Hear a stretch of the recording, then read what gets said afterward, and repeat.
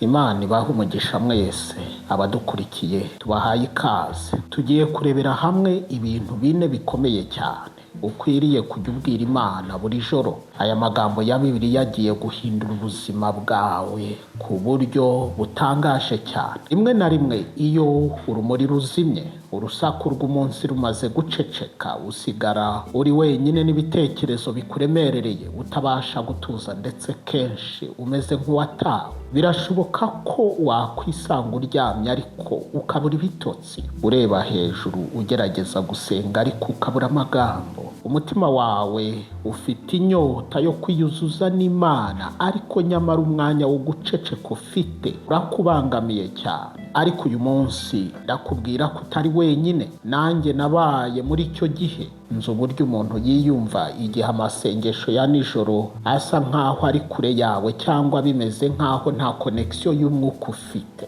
Uyu munsi ngiye kukubwira ukuri kunezeza umutima wawe. Imana yiteguye kukumva, utavuga amagambo wumvise ku bandi, ahubwo amarira y'ukuri ko mu mutima wawe. Bibiliya ntabwo yagize ibanga ibijyanye n'uburyo dukwiriye kwegera Imana. Ituyoboza umucyo, urukundo ndetse n'imbaraga. Ibivuga neza mu buryo busobanutse. Muri paje za Bibiliya tubona ko amasengesho ya nijoro ntabwo ari akamenyero cyangwa umuhango, ahubwo ni amahirwe yo gutunganya ubugingo bwacu, kuvugurura ubuzima bwacu bw'umwuka no guhuza imitima yacu n'umugambi w'Imana ndetse n'amahoro yayo. Uyu munsi ndashaka gusangira namwe amagambo afite imbaraga zidasanzwe akomoka mu byanditswe, ashobora guhindura uburyo uganiramo n'Imana buri joro. Aya magambo ntabwo ari maji, ni amagambo y'ukuri yashyigikiye ibisekuru n'ibisekuru by'abizera mu bihe by'umwijima, mu byishimo, mu gushidikanya ndetse no mu mashimwe. Kuvuga ibi bintu bine buri joro bishobora gukomeza ukwizera kwawe, bigaha umutima wawe gusobanukirwa. Ibi bigatuma ubuzima bwawe buhinduka mu buryo budasanzwe. Tekereza amahoro wagira, kuzura mu mutima wawe. Utekereze imitwaro yabasha kukuva ku bitugu n'ubwenge wabasha kwakira igihe buri joro ryahinduka umwanya mwiza wo kuganira n'Imana. Ikiganiro cyuzuyemo amashimwe, guca bugufi no kwiyegurira Imana ndetse no kwizera. Ntabwo ari ugutungana, ahubwo ni ubumwe busesuye. Nukureka umutima wawe ukabwira umuremyi wawe ukuzi neza gusumba uko abandi bantu bakuzi, ukamubwira ushize amanga. Hano rero hari ibintu bine bishingiye ku ijambo ry'Imana bibasha kukwinjiza mu bushuti buremereye n'Imana, kandi bikakwinjiza mu mbaraga. Kandi iri joro ndetse n'andi majoro yose, Imana itegerezanije urukundo rwinshi kumva mu by'ukuri ibiri ku mutima wawe. Mbere y'uko dukomeza, fata akanya gato cyane ujye muri comment wandike uti Uwiteka, ndashaka ko buri joro rimpindukira umwanya mwiza wo gusabana nawe. Aya magambo ntabwo ari comment zisanzwe, oya, ahubwo ni isengesho. Bivuge n'umutima wawe wose, kuko Imana iguteze amatwi. Ubu butumwa kandi niba wumva bufite imbaraga, kanda like, ukore subscribe kuri iyi channel. Imana iguha umugisha. Reka dukomeze. Ikintu cya mbere ukwiriye kujya ubwira Imana buri joro, bwira Imana uti urakoze Mana. Gira umuco wo gushimira Imana buri joro. Buri joro igihe urambitse umutwe ku musego wawe, hari ikintu gifite imbaraga ushobora gukora, gishobora guhindura mu buryo buhoraho icyerekezo cyawe, mu buryo bukomeye cyane, bigahindura ubuzima bwawe bw'umwuka mu buryo bworoshye cyane. Bwira Imana uti urakoze Mana. Aya magambo abiri afite imbaraga z'umwuka zihambaye cyane kurusha uko tubyumva. Kuvuga aya magambo ntabwo ari ubupfura cyangwa umuco, oya.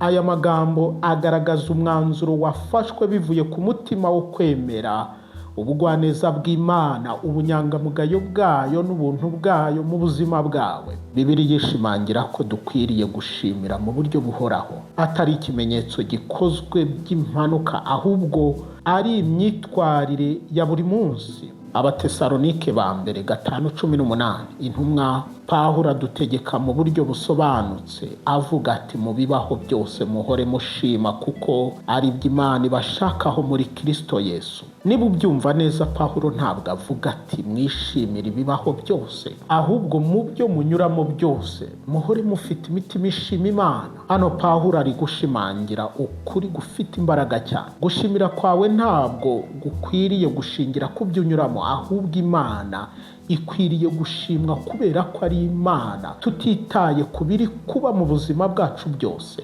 Umwami Dawidi, umugabo wari ku mutima w'Imana, yumvaga neza imbaraga gushimira bifite mu guhindura ubuzima bw'umuntu. Zaburi y'136 umurongo wa mbere, Dawidi avuga mu buryo bwisubiramo ati nimushimire Uwiteka yuko ari mwiza, kuko imbabazi ze zihoraho iteka ryose. Ubuzima bwa Dawidi si uko butari burimo umubabaro, ingorane cyangwa se ibyago. Yaragambaniwe bikomeye, intambara ndetse no kugwa bya hato na hato mu buzima bwe, ariko mu buryo buhoraho gutanga amashimwe ku Mana byagiye byubaka umutima we. Igihe cyose Dawidi yahagararaga agashimira Imana, byabaga bimeze nko kongera gushyira umutima we ku gipimo kiboneye no kwibuka ubwiza cyangwa ubugwaneza bw'Imana bukomeye cyane kurusha ingorane z'ubuzima bwe. Nk'uko ibi bimeze mu isezerano rya kera n'isezerano rishya ritubwira ku bijyanye n'uyu mwanya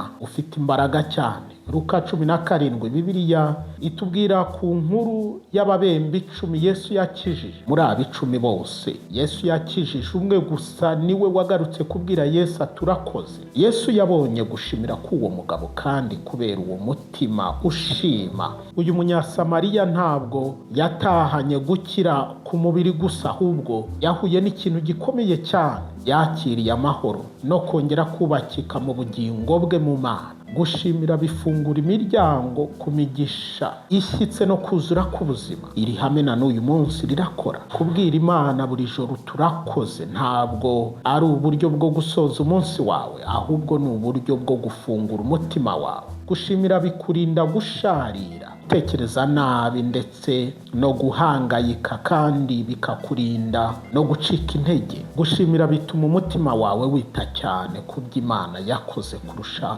gutekereza ku byo wumva biri kubura mu buzima bwawe. Buri joro ryose uko wereka Imana gushima kwawe, uba uri kugenda ushyira umwuka wawe hafi y'umutima w'Imana. Uba wemerera amahoro gutemba ahahoze hatuwe no guhangayika. Ese ubundi iki gikorwa cyo kuvuga gisobanura iki? Bisobanuye gutekereza witonze ku munsi wawe, yewe no ku munsi wagukomereye, ukareba muri uwo munsi wose byibura ikintu cyaba impamvu yo gushimira Imana. Birashoboka ko cyaba ari n'ikintu cyoroheje cyane, nk'umwanya muto byibura wagize wo guseka, ikiganiro cyiza wagize, ibyo kurya wariye bikakunezeza, cyangwa imbaraga wagize zakunyujije mu bintu byari bigukomereye. Ntabwo gushimira ari ikintu gikwiriye gukorwa gusa igihe wagize intsinzi ikomeye, ahubwo ni ukumenya, ni ukwemera kubaho kw'Imana mu buzima bwawe. Ni ukwemera ko no muri bya bindi wanyuzemo uwo munsi Imana yari iri kumwe nawe, haba mu bisanzwe wahuye nabyo cyangwa se n'ibidasanzwe wanyuzemo. Iri joro mbere y'uko usinzira, ubwira Imana aya magambo yoroshye ariko afite imbaraga zidasanzwe. Ubwira Imana uti urakoze Mana. Ukora urutonde rw'ibintu biri kugutera gushima, ibito n'ibinini. Ubundi witegereze urebe uko umutima wawe urushaho koroha, kwizera kwawe kurushaho kugira imbaraga, umutima wawe ukarushaho kugenda wegera Imana igukunda urukundo rutagira akagero. Ikintu cya kabiri ukwiriye kubwira Imana buri joro, bwira Imana uti Mana mbabarira. Ibi ni ukubaho ubuzima bw'umudendezo cyangwa ubuzima bubohotse. Andi magambo ahindura ubuzima ushobora gushyira mu biganiro byawe n'Imana buri joro ni ukubwira Imana n'umutima wawe wose uti mbabarira. Ntabwo ari ikintu cyoroshye kwemera igihe twakosheje. Kamere yacu ya kimuntu kenshi yanga gutsindwa, ikatwumvisha ko dukwiriye kwihagararaho cyangwa kubaho nk'aho ibintu byose bimeze neza. Aya magambo yoroshye cyane kuyabwira Imana buri joro bifite imbaraga zikomeye cyane, zitura imitwaro yose umutima wawe wikoreye. n'isoni no kwicira imanza bigusubiza inyuma. Mu by'ukuri gusaba Imana imbabazi ntabwo ari akamenyero k'iyobokamana, oya, ahubwo ni uguhamya n'umutima wacu wose ko dukeneye Imana. Intumwa Yohana muri Yohana wa mbere igice cya mbere umurongo wa 9 atwibutsa ko iyo twatuye ibyaha byacu niyo yo kwizerwa kandi ikiranukira kutubabarira ibyaha byacu no kutwezaho gukiranirwa kose. Hano biragaragara ko Imana itadusubirisha umujinya cyangwa kutwirukana, ahubwo idusubirisha kwizerwa, imbabazi no kutweza. Kwihana ntabwo ari igihano, ahubwo ni ubutumire butuganisha mu mudendezo. Turebe ku mwami Dawidi nanone, umugabo ubuzima bwe bwagaragaje uku kuri mu buryo bwiza ariko burimo umubabaro. Zaburi ya 51, Dawidi n'amarira menshi nyuma y'uko akoze icyaha gikomeye, ntabwo yabihishe cyangwa ngo yiheshe amahoro ku giti cye, ahubwo yegereye Imana n'umutima we wose, aravuga ati undeme mu mutima wera, unsubize mu mutima ukomeye. Dawidi yavumbuye ko niyihana by'ukuri bivuye ku mutima, imbabazi z'Imana zisumba cyane ibyaha bye bikomeye. Ibi ni ukuri no kuri wowe. Ibuka umwana w'ikirara muri Luka 15, nyuma yo guhindura ubuzima bwe akabugira umwanda, nyuma yagarutse mu rugo asaba imbabazi, ariko mbere y'uko asoza kuvuga papa we yaramuhobeye amubabarira byose. Uku niko Imana igufata buri joro iyo uyegereye uciye bugufi kandi ubikuye ku mutima. Ahora arambuye ibiganza bye byuzuye imbabazi, yiteguye kukubabarira no kongera kukubaka ndetse no kuguhindura mushya. Nta cyaha kinini, nta kosa riremereye Imana idashobora kubabarira. Gusaba imbabazi buri joro nanone kandi bituma umutima wawe uhora umenetse kandi witeguye kwakira Imana n'abantu. Bituma kandi urushaho gusobanukirwa inzira icyaha gicamo kigutera ndetse n'ingeso mbi mbere y'uko bishinga imizi mu buzima bwawe. Fata akanya utekereza. Gukanguka buri gitondo wahindutse mushya, utagifite imitwaro no kwicira imanza by'ejo hashize. Ubuzima bwawe buhagaze neza mu gihe urimo, uzi neza ko uhagaze imbere y'Imana warababariwe. Aya mahoro ntabwo yagenewe abantu batunganye, ahubwo ba bandi bazi guca bugufi bikwiye, ba bandi baca bugufi buri joro bakavuga bati Imana umbabarire. Ndakubaza rero aka kanya, ni gute witwara imbere y'Imana buri joro? Mbere yo kuryama fata umwanya muto utuze, utekereze ku munsi wawe mu buryo buciye mu mucyo. Ese haba hari ibihe wagize ukabyitwaramo nabi? Wavuze amagambo mabi cyangwa wirengagije ijwi ry'Imana? Wituma kwicira imanza biboha umutima wawe, ahubwo wihuse gereka Imana udaciye ku ruhande. Vuga icyaha wakoze, emera intambara zawe, saba imbabazi. Imana yiteguye kukubabarira. Yatanze ikiguzi cy'ibyaha byawe ku musaraba kugira ngo uhore ubizi neza ko imbabazi zayo ari izawe. Iri joro mbere y'uko uryama ubwira Imana n'umutima wawe wose uti Imana mbabarira. Rekura imitwaro yose umaze igihe wikoreye, wakira ukwezwa, usobanukirwa amahoro umutima wawe wagenewe.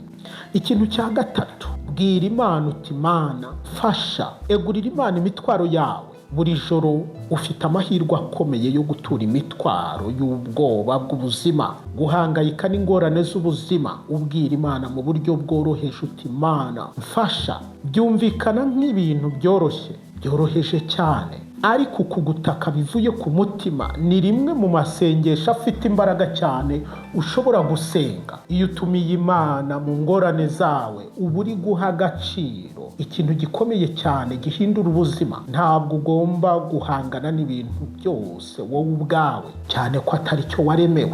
Ntiwanabishobora, ntabwo ubushobozi bwawe ari cyo bwagenewe. Zaburi ya 46 umurongo wa 2, Bibiliya itubwira neza ko Imana ariyo ubuhungiro bwacu n'imbaraga zacu, ni umufasha utabura kuboneka mu byago no mu makuba. Ita cyane kuri iri jambo, umufasha utabura kuboneka. Ibi bisobanuye ko Imana itatwitaho mu gihe runaka ngo ikindi tureke. Oya, ntabwo iba mu byacu rimwe ngo ikindi gihe ibe kure yacu, cyangwa se ngo ibane natwe gusa mu gihe dutunganye. Oya, Imana ihora yiteguye gutera intambwe ikinjira mu mubabaro wacu, ushidikanya ndetse no mu bwoba bwacu. Icyo Imana itegereje gusa ni uko tuyitumira. Tekereza Hana, umugore muri Bibiliya wari ubabajwe cyane no gushaka umwana. Samweli wa mbere igice cya mbere. Imyaka myinshi yagendanaga umutwaro umuremerereye, yuzuwe no guhangayika, isoni n'agahinda. Umunsi umwe Hana yaramenetse nta buryarya, asuka amaganya y'umutima we yose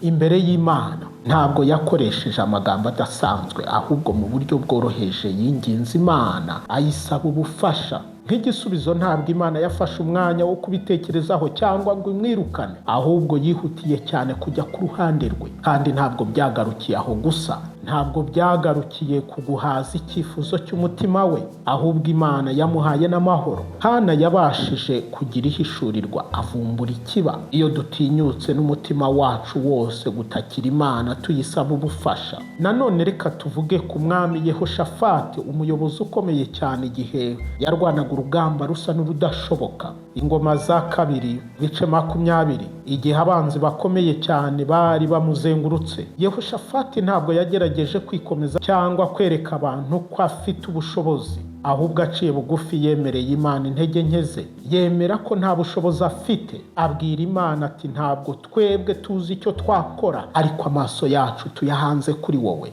Bidashidikanywaho nk'igisubizo ku guca bugufi kwa Yehoshafati, Imana yinjiye mu ntambara yabo irwanirira Abisirayeli maze ibaha intsinzi. Imana yeretse Yehoshafati ndetse natwe ab'iki gihe ko imbaraga za nyazo zidakomoka mu kwifasha ubwacu, ahubwo zikomoka mu kwishingikiriza ku buryo bwuzuye ku Mana. Birashoboka ko muri iri joro wumva uremerewe cyane n'inzira uri gucamo. Birashoboka ko yewe uri guca mu ntambara abandi batareba, guhangayika, kuba wenyine, ufite ubwoba bw'imibereho, cyangwa uri mu mubano ukubabaza cyane. Ibyo byose Imana irabireba, iri kubibona, kandi aka kanya yiteguye kugufasha gutura uwo mutwaro. Yesu Kristo ubwe yatanze isezerano kuri abo bose bahagaritse imitima, bahangayitse kandi baremerewe.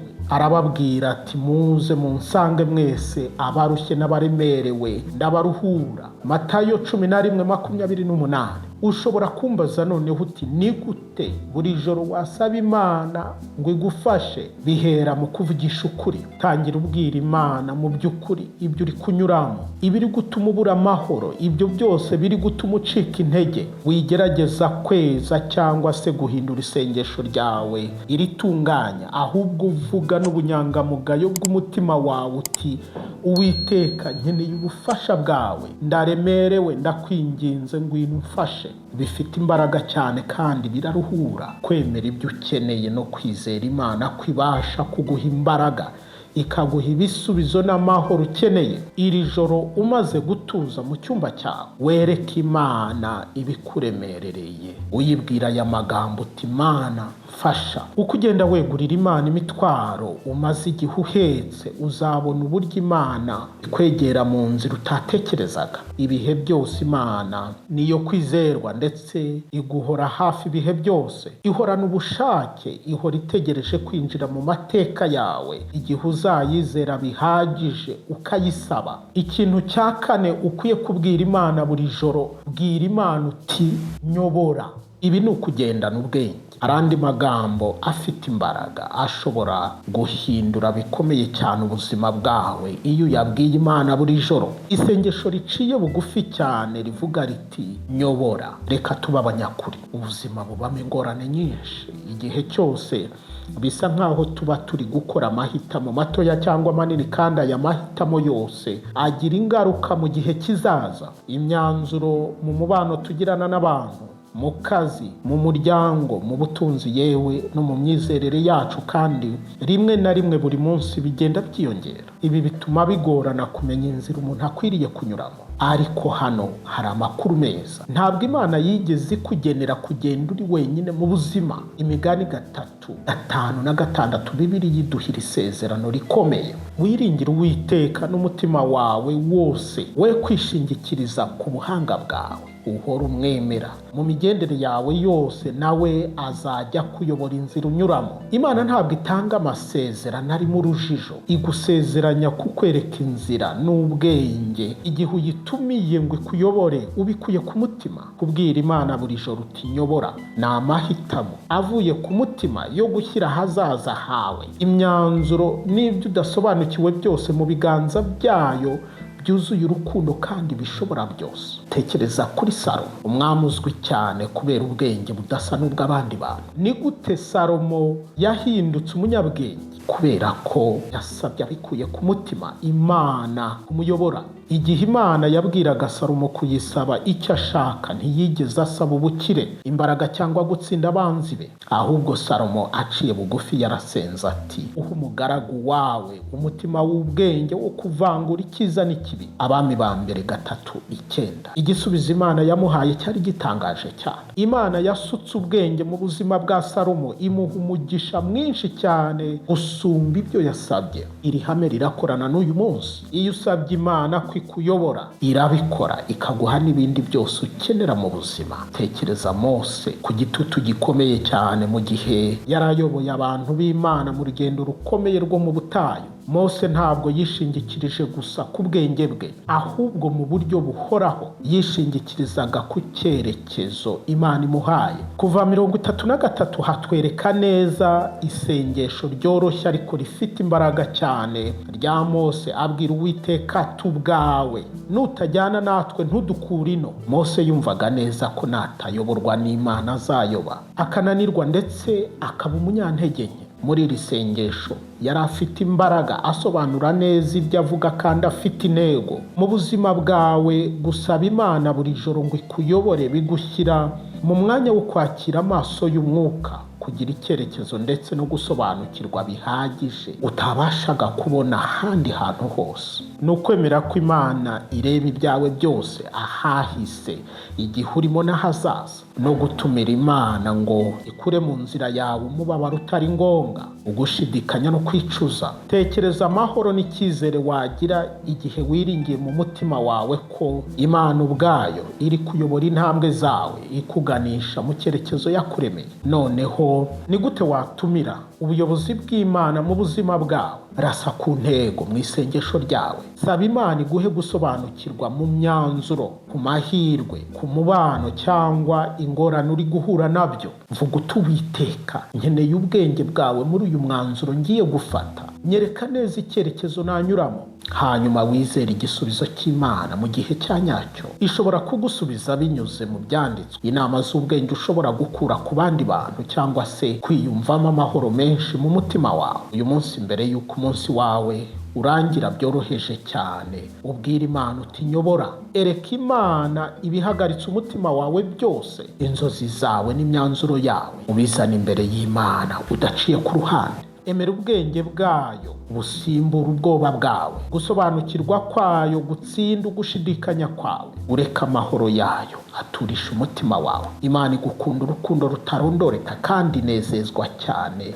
no kuyobora buri ntambwe yose y'urugendo rwawe. Hindura ijoro ryawe, hindura ubuzima bwawe. Iri joro mu gihe witegura gufunga amaso yawe, uhagarare gato, utuze, umenye uko ukuri. Buri joro ntabwo gusa ari iherezo, ahubwo nanone ni itangiriro. Ni umwanya w'amahirwe yo guha ishusho umunsi wawe ukurikiraho kubw'ikiganiro gifite imbaraga ugirana n'Imana uyu munsi. Tekereza gatoya, ni iki cyaba uramutse buri joro ugiye uvuga aya magambo 4 ya Bibiliya afite imbaraga, ukavuga uti, urakoze Mana, mbabarira, mfasha, ndetse ukavuga uti nyobora. Iyo ubwiye Imana uti urakoze, nukure mu muco wo gushimira muri wowe, ubure mu mutima wawe mu buryo butuma ubasha kubona ubugwaneza bw'Imana no mu minsi mibi. Iyo uvuze uti mbabarira, bifasha umutima wawe kuba mu mudendezo wateguriwe, ugasohoka mu kwicira imanza, ukinjira mu biganza by'Imana igufitiye imbabazi. Kuvuga uti mfasha bikwibutsa ko imbaraga ntabwo ziboneka mu kwigira nk'aho ibintu bimeze neza, ahubwo mu kwemerera intege nke zawe imbere y'Imana yo